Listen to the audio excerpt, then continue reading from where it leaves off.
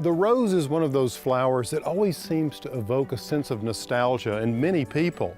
Perhaps it's the fragrance that they're imbued with, or maybe it's a memory of a Valentine's Day bouquet, or a variety grown in your grandmother's garden. You see, these beautiful blooms can cause quite a stir of emotions. Roses truly embody that refined, romantic, southern chic aesthetic.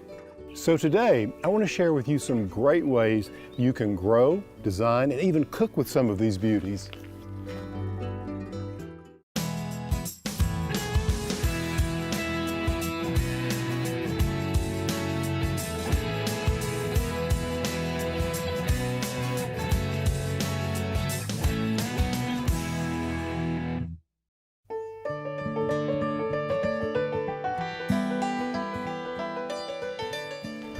You know, I have to say, I absolutely adore roses.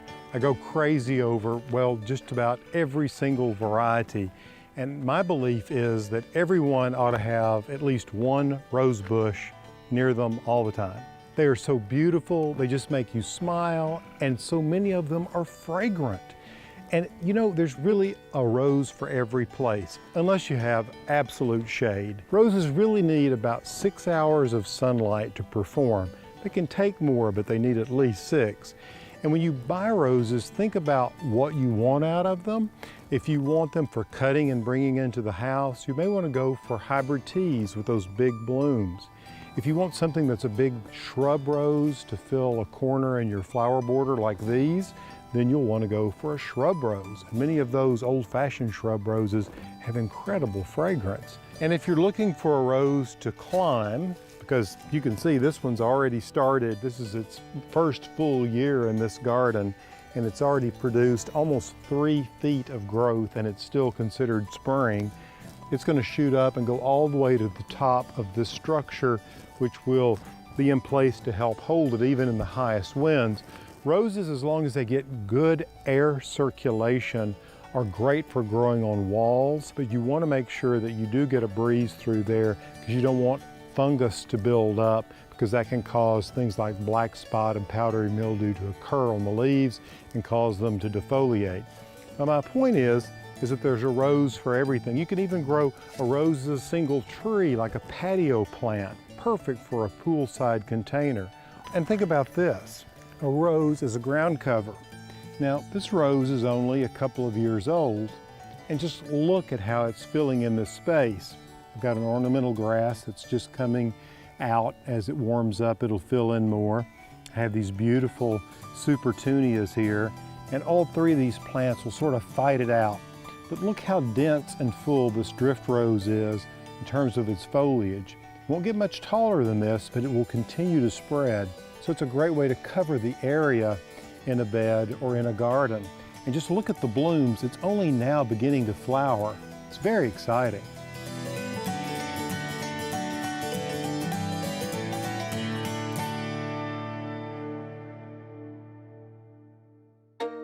After the break, we're on a hunt for antique roses.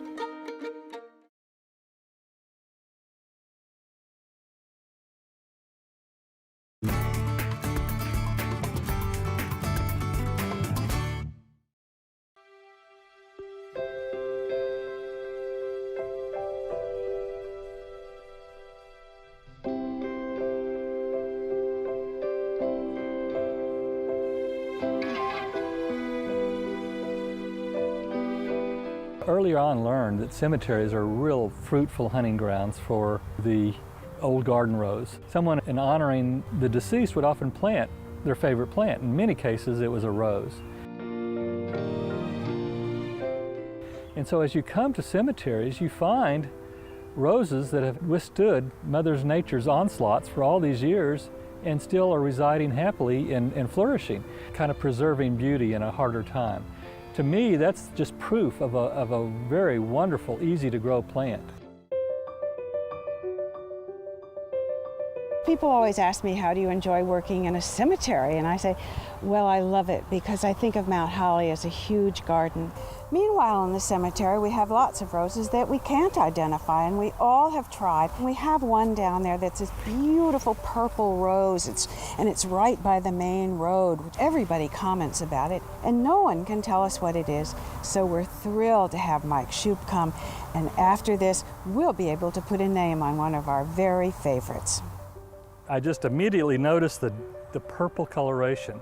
And when I look at it closer, I see that the thorns or the prickles are numerous, but the color is really indicative of a rose called Cardinal de Richelieu. As a rose flower ages, it actually turns darker purple in color. And that fragrance is unmistakable. And it's wonderful to find it in the cemetery because this rose dates back to the before 1850s. So here we have it surviving all these years.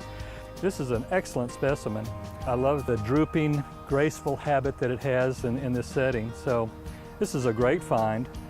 Wow, this looks like a wonderful rose. Okay, this is a tea rose, and this looks to be a rose called Maria van Houten. This rose would have been around in the heyday when this community was thriving back in the mid-1800s, and this rose came out, during that time period. This is a fabulous rose, and it's one of the most common roses we find in cemeteries in the South. This rose is a China rose. Came from China in the mid-1700s, and it was brought over, and before that time there were virtually no roses that bloomed other than the springtime. This one blooms every month of the year if it's growing. It's considered to be the stud rose that gave ever-blooming habit to all our modern roses. I'm passionate about the fact that these roses really deserve a place in our modern gardens. They're really wonderful plants. They're time-tested, and to the fact that they should be not forgotten. These roses really belong with other plants where they can reside happily and ebb and flow with the seasons, and they're wonderful.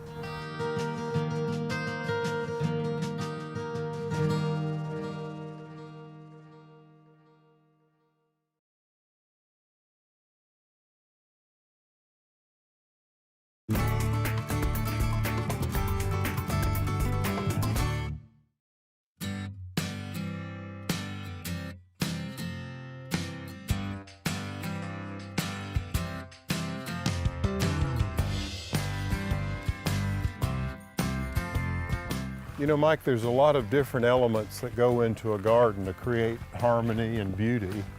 Well, you've done a wonderful job here. I love the aspect of having the roses staged, with other plants kind of in the supporting cast. Right. I've really never liked the fact that you have rows of roses and nothing else.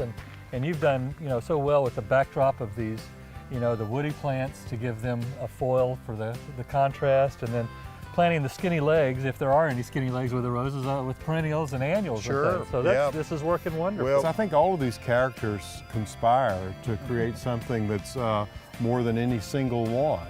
Well, that's right. You've got a diversity, and I've learned in one of the laws of nature is that diversity is stability, and so it makes much a stronger feel to the garden as well. It does, and you've pointed out the different types of plants we have here, but even among roses, there's so much diversity, and form and shape and fragrance and color.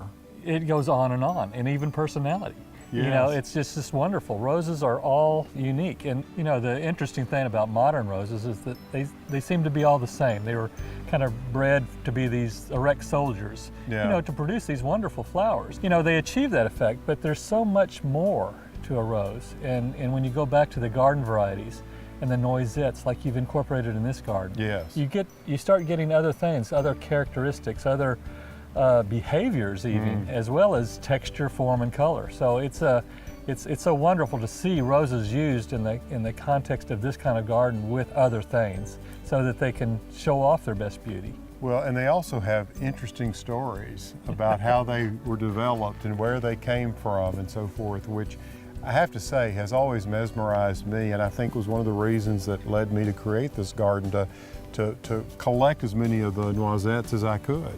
Well, I'm so happy that you're using the noisettes because they're singularly the American rose. I mean, they were developed here in America. There's no other garden other than in Charleston that is trying to do what you're doing here with showcasing the noisettes, and they are very historic, dating back into the late 1700s and 1800s, and so it's perfect. Well, we appreciate all your help in helping us locate those roses and get them here.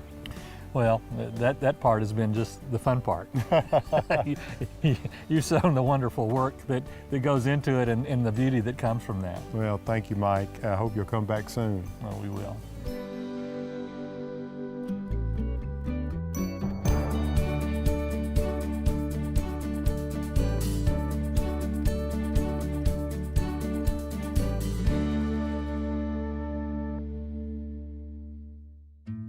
The latest in easy care roses when we return.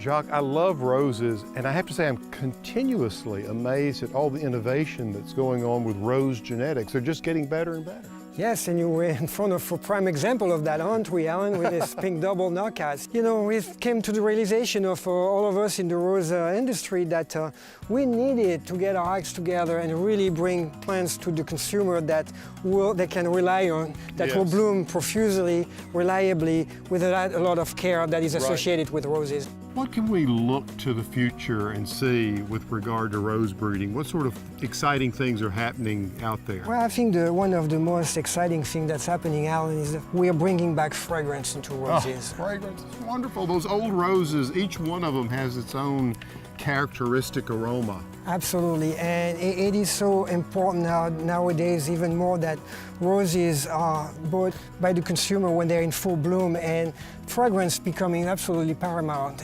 When they look at that rose, they like it, but if it smells, they love it. Right. And that's the big difference. And so we're working really hard on that. Oh, that's really exciting stuff. I can't wait to have some of those in my own garden. Well, yeah, and I can't wait until coming back here and see them planted here. And I want again to really appreciate the fact that you invited me here. Well, thanks. You're welcome anytime, Jacques. Thank you very much.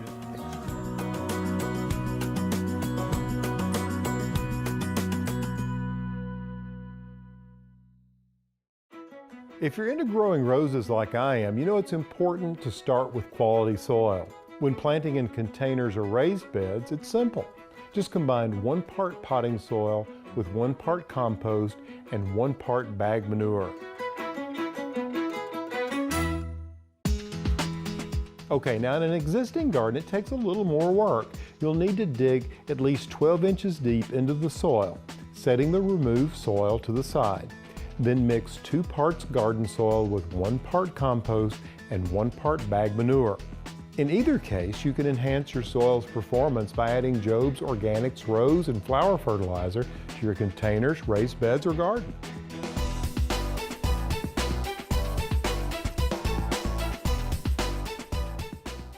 Coming up, we'll put these fragrant blooms to work in the kitchen.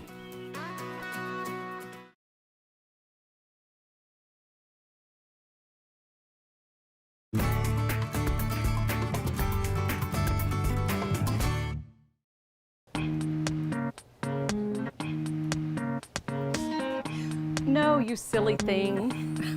That's not what I meant by rose water.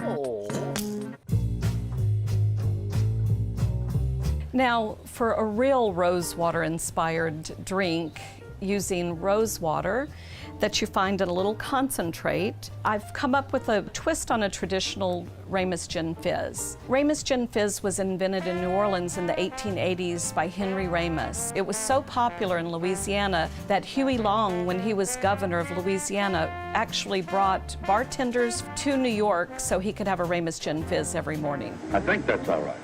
I think that's all right. But be sure about it. So what I've done is a little twist on the traditional gin fizz, inspired by rose water and using an iris flavored gin. It's a really simple recipe, but you have to have the right tools. A shaker is really key in making a good gin fizz. So we start with lemon, and we do a juice of a lemon and put the seeds there. So we do 1 whole lemon and the juice of a lime. Lime really, you know, the lemon and lime gives it that daiquiri base. If you really look at a lot of cocktails and the history of cocktails, there's a lot of citrus to give it a base, and then the sugar. If you think of a good margarita and different cocktails, a daiquiri, the Harmonious Gin Fizz, although the twist on this is it actually has cream in it. So we do the lime, and then we're going to add some of our wonderful, about 4 ounces of the gin. And I love this iris flavored gin. I've been experimenting a lot with craft cocktails, and there's so many great ingredients out there that are different to work with, and this is one that I found. I find that these new ingredients really inspire you to come up with some new twist on some old recipes. I have 1 ounce of simple syrup. And then let me tell you about rose water. It's very intense. I mean, it tastes just like it smells, like a bouquet of roses. But you don't want your cocktail to be too perfumey, so we're just going to put about 3 drops. And then we're going to add the cream, which is going to help give it a nice froth, and the egg white, 1 egg white. In Natchez, where I live, we talk about cocktails a lot, and if there's a cocktail before noon, it's called a libation. And we have a lot of brunches, and this would be considered a libation. It's a morning cocktail. It's not something you would typically have later in the day. So I guess the egg white counts for a breakfast item or brunch. We're gonna put plenty of ice in it. I don't have it completely filled with ice because you're gonna want enough room to really shake it. And so I've got the shaker. What we're doing is we're trying to froth the egg white and the cream in it. You know, this should have a nice frothy head, just almost like a beer is what you want when you pour it. You do this for a while.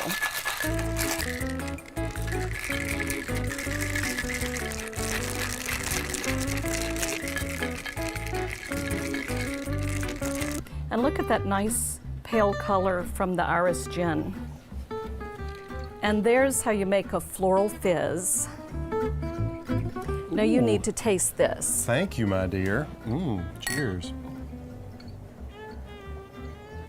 Wow. Now that's more like it.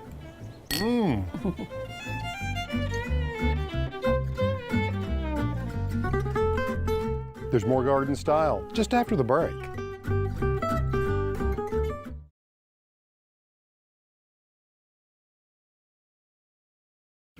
Well, I hope you've enjoyed our time together as we've taken a closer look at this timeless flower. You know, roses do have a long history, but they shouldn't remain in the past. So get out and plant some in your own garden. Create some memories for yourself and the next generation. For Garden Style, I'm Alan Smith.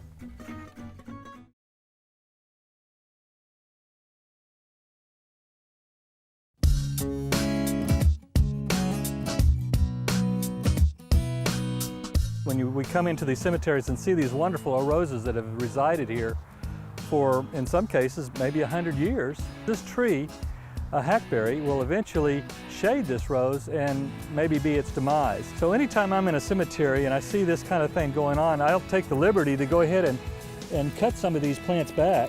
And if you can do that, then you're ensuring for the future the survivability of this rose.